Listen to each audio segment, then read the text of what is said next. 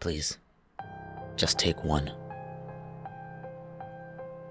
I was 13 years old when I stopped trick-or-treating.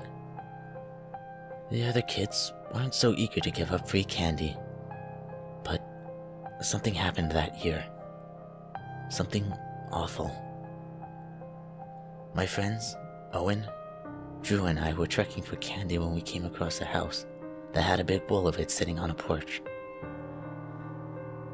A sign above it read, "Please just take one." We joked about swiping it all, but Owen and Drew only took a few each, enough to make them feel like badass kids.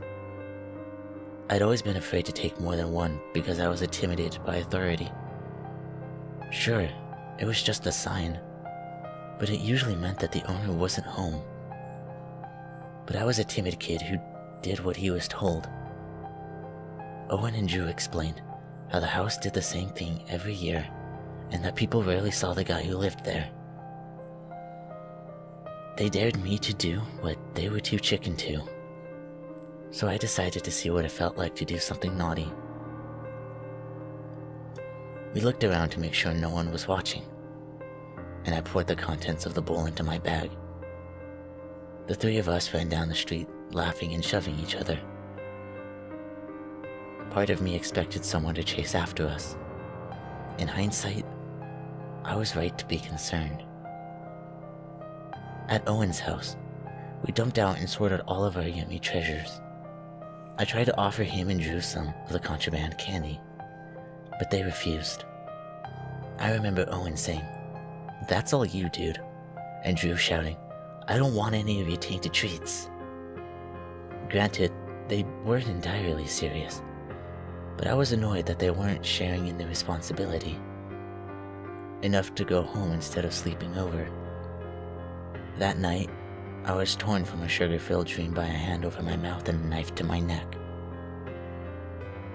The skin was rough and the blade was ice cold. It was just slightly pressing into my skin, ready to slit my throat at a moment's notice. My body went stiff, and I wanted to scream. But then a gruff voice whispered, "Don't make a sound." At first I didn't realize what was happening. Were we being robbed? But then I got my answer. "Can't you read, you little shit? The sign said, just one. Just one." And I'll never forget those words, and the sickening smell of his breath. He went on to explain how every year he would catch kids taking 2 or 3 pieces of candy, which always infuriated him. But it wasn't until I took the entire bowl that he finally snapped. Why did I do something so stupid? I was terrified and humiliated at the same time. "You like candy, huh?" he asked me. So I shook my head as much as I could despite his hand pressing against my face. And he removed it, still holding the knife to my neck, and proceeded to shove unwrapped candy into my mouth. I tried not to inhale, but I couldn't help it. I could feel like things pressing against the back of my throat as I whimpered and drooled.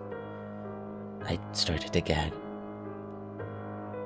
and he put his hand back over my mouth so I wouldn't cough anything up. I truly believed I was going to die, and I feared for my friends as well. My short life flashed quickly before my eyes, and all I could think about in that moment was, how can an adult hate children this much?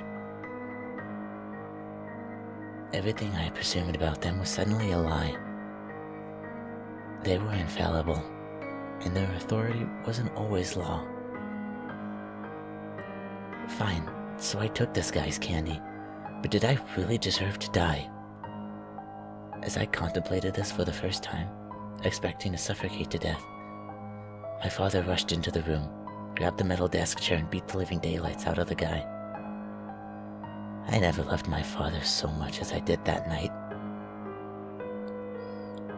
I'm an adult now, and I live alone in a nice house on a quiet street with lots of kids.